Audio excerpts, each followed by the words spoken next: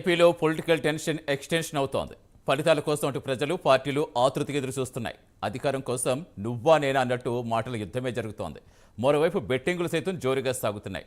ఇదంతా ఒక ఎత్తు అయితే ఇప్పుడు రాష్ట్రంలో మాత్రం జూన్ 4 తర్వాత ఎవరు జైలుకు వెళతారనే చర్చ జోరుగా నడుస్తోంది. ఇంతకీ ఏపీలో జైలుకి వెళ్లేదెవరు, జై కొట్టించుకునేదెవరు?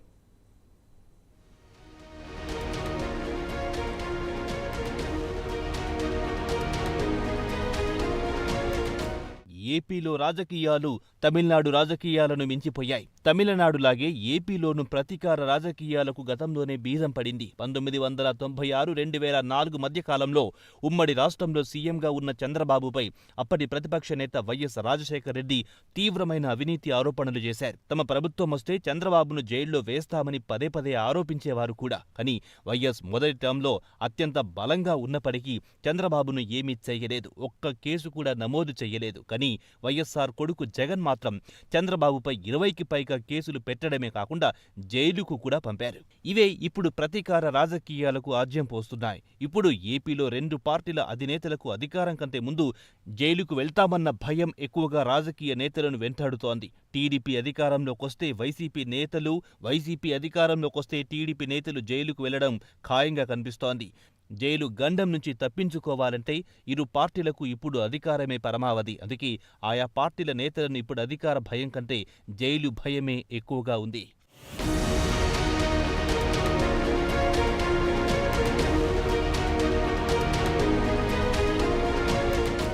ఏపీలో మళ్లీ వైసీపీనే గెలిస్తే ఏం జరుగుతుందో కొత్తగా చెప్పాల్సిన అవసరం లేదు. ఇప్పటికే స్కిల్ డెవలప్మెంట్ కేసులో టీడీపీ అధినేత చంద్రబాబును జగన్ ప్రభుత్వం 50 రోజులు జైల్లో ఉంచింది.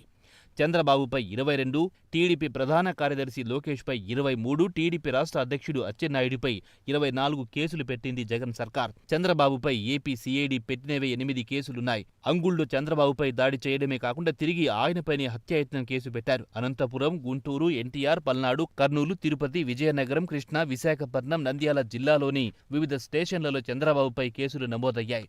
కోవిడ్ సెకండ్ వేవ్లో 440K వేరియంట్ గురించి ప్రజల్లో భయాందోళన సృష్టించారని కూడా చంద్రబాబుపై జగన్ సర్కార్ కేసు పెట్టింది. ఇక వ్యాక్సిన్లు అందుబాటులో లేవని మాట్లాడినందుకు విజయవాడ సూర్యారావుపేట పోలీస్ స్టేషన్లో కేసు నమోదు చేశారు.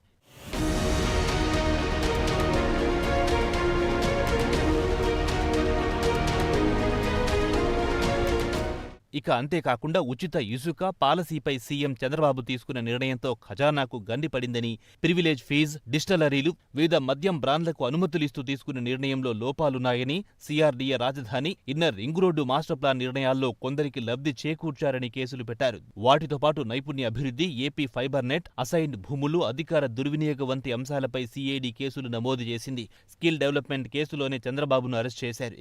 ఇక జగన్ గనుక మళ్లీ గెలిస్తే చంద్రబాబును ఇంకా కేసులో ఇరికించే ప్రయత్నం చేయడం ఖాయమనేది రాజకీయ పరిశీలకుల అభిప్రాయం. అంతేకాకుండా టీడీపీ యాక్టివ్గా ఉన్న నాయకులను కూడా గుర్తించి కేసులో ఇరికించి జైళ్లకు పంపుతారనే వాదన కూడా వినిపిస్తోంది. కాబట్టి జైలుకు వెళ్లకుండా ఉండాలంటే టీడీపీకి అధికారం అనివార్యమని స్పష్టమవుతోంది.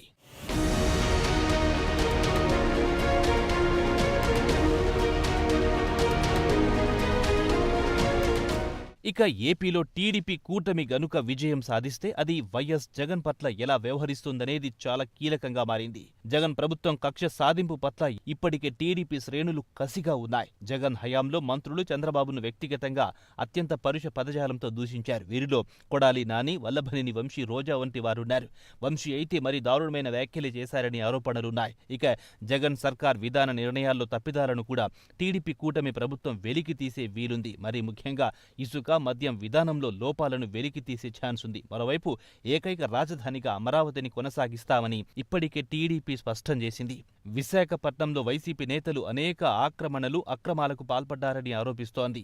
రాజధానిగా ప్రకటించాక అనేక దందాలు చేశారని ధ్వజమెత్తుతోంది. ఇంకా చెప్పుకుంటూ పోతే చాలా ఆరోపణలు చేసింది. వీటిలో ఏదో ఒక తీవ్రమైన దానిపై జగన్ను నేరుగా ఇరికించే ఛాన్స్ ఉందనేది విశ్లేషకుల మాట.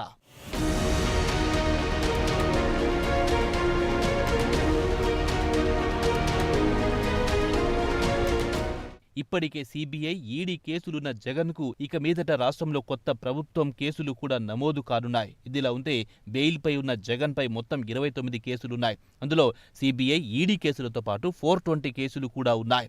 ఇక బీజేపీతో టీడీపీ జత కట్టడంతో జగన్పై ఆ కేసులన్నింటినీ తిరగదోడి ఆయన్ను జైలుకు పంపడం ఖాయమని రాజకీయ విశ్లేషకులు భావిస్తున్నారు. ఇక అన్నింటికంటే ముఖ్యంగా వివేక హత్య కేసుంది. ఈ కేసుపై ఇప్పటికే అటు సునీత, షర్మిల కూడా పోరాటం చేస్తున్నారు. ఆ కేసులో జగన్తో సహా మిగిలిన వారికి జైలు తప్పదనే వాదన వ్యక్తమవుతోంది.